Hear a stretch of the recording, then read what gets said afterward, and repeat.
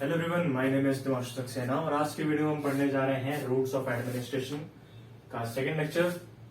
Systemic roots के बारे में हम आज बात करेंगे। इसके बारे में सिस्टमिक रूट्स, लास्ट लेक्चर में हमने लोकल रूट्स के बारे में पढ़ा था। 3 रूट्स पढ़े थे, topical, deeper tissues and article supply. इसमें हम सिस्टमिक रूट्स पढ़ेंगे।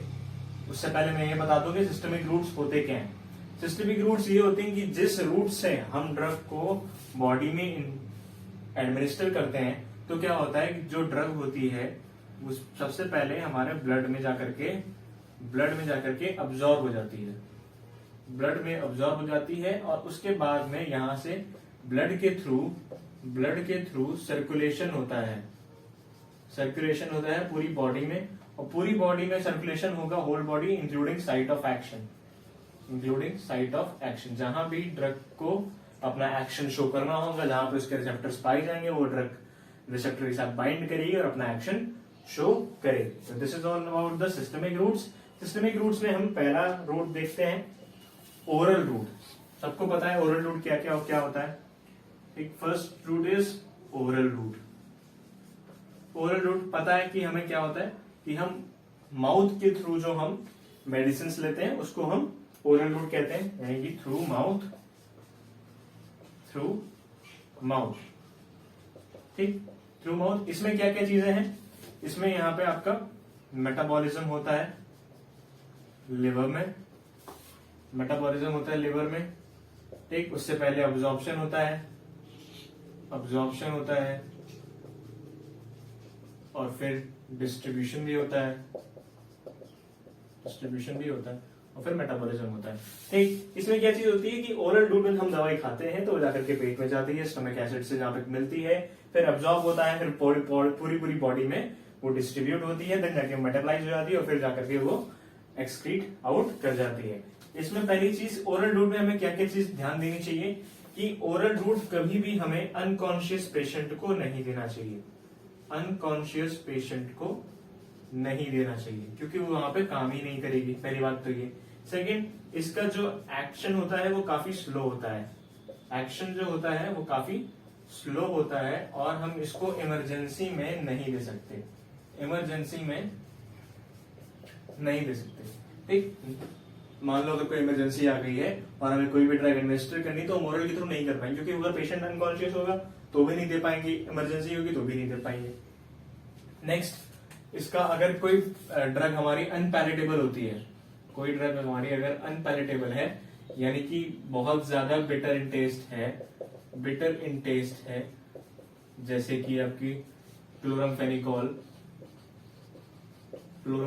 तो इसको हम लोग क्या करते हैं कि कैप्सूल्स में देते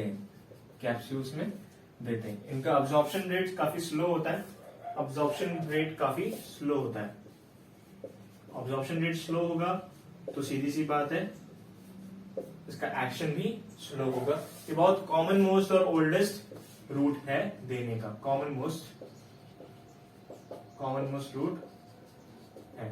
ठीक है, ये थी हमारे पास में ओरल रूट। अब हम बात करने जा रहे हैं सबलिंगुअल रूट के बारे में।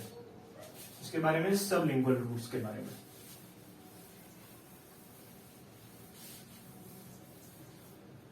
सेकेंड है हमारे पास सबलिंगुअल रूट। सबलिंगुअल रूट्स क्या होती हैं, कोई भी ड्रग हमारी जब टैबलेट्स के अंदर हो या फिर कोई पेलेट्स के अंदर हो, टैबलेट्स और पेलेट्स, ठीक है, उसको जब हम माउथ यानी कि टंग के नीचे, अंडर टंग के नीचे जब डालते हैं तब वो अपना एक्शन शो करती है। या तो टंग के नीचे रखें या फिर आपको उसको क्रश करके, इस टैबलेट को या पेलेट्स को क्रश करके हमारे जो माउथ के अंदर, जो हमारी गाल के अंदर जो स्किन होती है वहां पे अगर हम उसको स्प्रेड कर देते हैं, बक्कल म्यूकोसा उसको कहते हैं, बक्कल म्यूकोसा पे हम स्प्रेड कर दें तो भी उसका एक्शन होगा। सबसे अच्छी बात ये होती है कि इसका ऑनसेट एक्शन होता है, क्विक एक्शन, ज्यादा देर टाइम नहीं लेती है, सीधा ये ऑब्जॉर्ब हो जाती है, सीधा डायरेक्टली ऑब्जॉर्ब हो जाती है इनटू द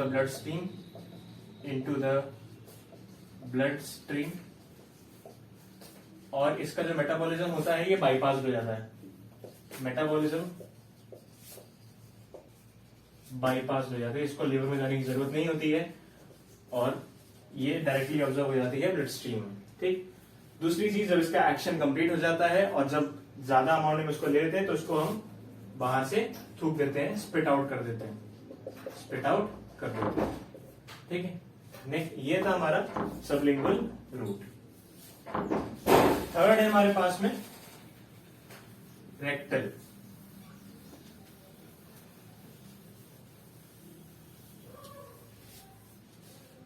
थर्ड रूट है रेक्टल रूट या वेजाइनल रूट।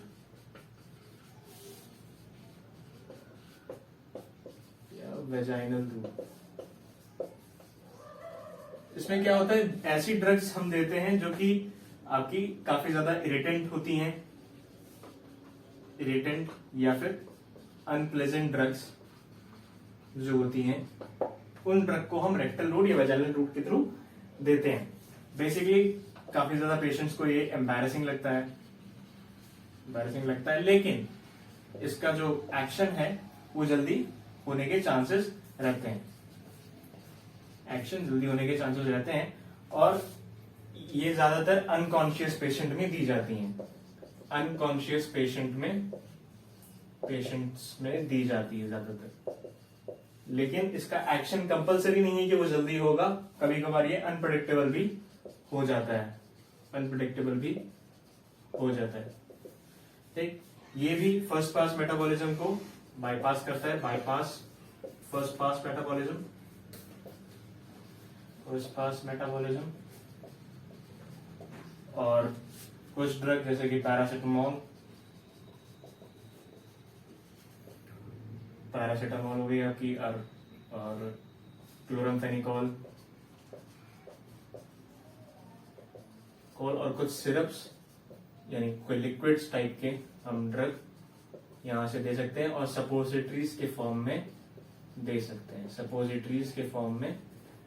हैं, this is all about the rectal route. अब हम बात करेंगे फोर्थ, दैट इज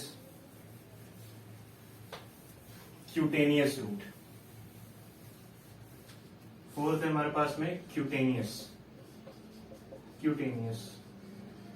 आपने स्किन पढ़ा था फर्स्ट सेमेस्टर में, स्किन के बारे में पढ़ा था, तो वहां पे एक लेयर होती है क्यूटेनियस, ठीक है, क्यूटेनियस वहां पे एक लेयर होती है, क्यूटेनियस लेयर होती है। वहां पे क्या करते हैं हम, यहाँ पे ड्रग पैचेस का यूज करते हैं, इसका ड्रग पैचेस का। ये बेसिकली यहाँ पे इसका जो एक्शन होता है वो कंट्रोल्ड वे में भी हो सकता है और प्रोलॉन्ग भी हो सकता है, प्रोलॉन्ग भी होगा और स्लो भी होगा, मतलब धीरे धीरे इसका एक्शन होगा, और ज्यादा टाइम तक ये आपकी बॉडी पे ड्रग चलती रहेगी। एक ये होती है हमारे क्यूटेनियस, इसमें क्या होता है कि एक ड्रग का पैच होता है, और जहां भी हमको पेन हो रहा होगा, यहाँ पे जहां भी हमको मेडिसिन को एडमिनिस्टर करना है बॉडी में, वो जैसे ये पैच है तो हमने यहाँ पे अपने बैक में लगा दिया, क्योंकि मान लो मेरे बैक में अगर पेन है, बैक में मुझे पेन हो रहा है, तो मैंने ये पैच अपने बैक में लगाया और धीरे धीरे करके इसने मेरा पेन को निकाल दिया, खत्म कर दिया। ज्यादातर जो ड्रग्स होती हैं ये हाईली लिपिड सोल्यूबल होती हैं, हाईली लिपिड सोल्यूबल ड्रग्स होती हैं। हाईली लिपिड सोल्यूबल इसलिए होती हैं क्योंकि हमारा जो स्किन होता है उसके अंदर सेल मेम्ब्रेन होता है। सेल मेम्ब्रेन हमारी किससे होती है? बाइलिपिड लेयर होती है, वो फॉस्फोबाइलिपिड लेयर होती है। क्योंकि ये नॉन पोलर है तो ये भी नॉन पोलर हमें चाहिए होगा, तभी तो इंटरेक्शन होगा, तभी ऑब्जॉर्प्शन होगा। तो ये भी हमारी ड्रग होती है हाईली लिपिड सोल्यूबल होती है, दैट्स व्हाई वहां पे इसका एक्शन हो जाता है। ठीक, फिफ्थ है हमारे पास में इनहेलेशन रूट। इनहेलेशन रूट में क्या होता है आपको बताता हूं। फिफ्थ है इनहेलेशन रूट।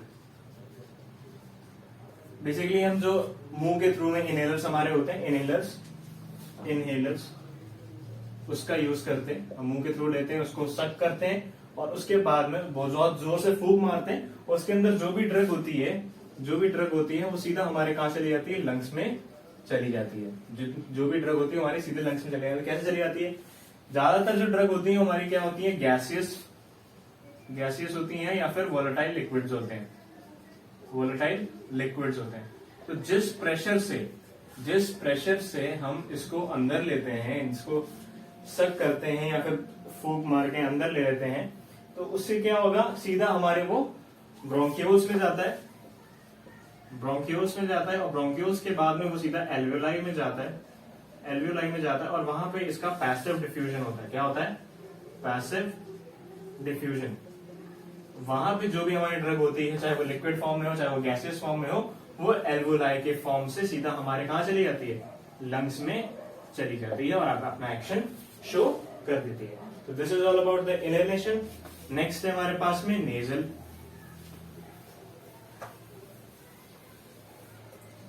सिक्स्थ है नेजल।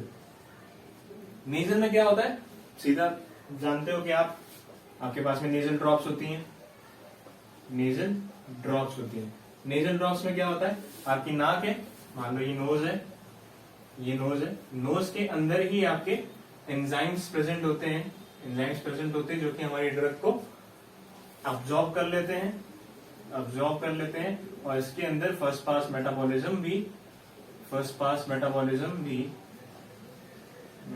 भी बाईपास्ड होता है। क्या होता है? बाईपास्ड होता है एक, और इसका भी ज्यादातर क्विक एक्शन होता है।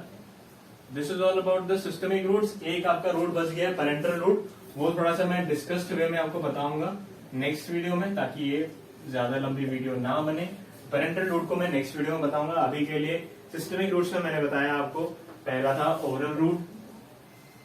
ओरल रूट, सेकंड था हमारे पास में रेक्टल, थर्ड था सबलिंगुअल,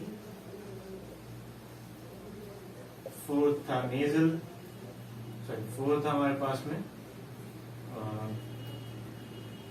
क्यूटेनियस, और फिफ्थ था हमारे पास इनहेलेशन। ठीक, कितने रूट्स हमने पढ़े? 6 रूट। छठा रूट्स हमारा नेजल था। This is all about the systemic routes. मैं नोट्स आपको प्रोवाइड करा दूंगा डिस्क्रिप्शन बॉक्स में।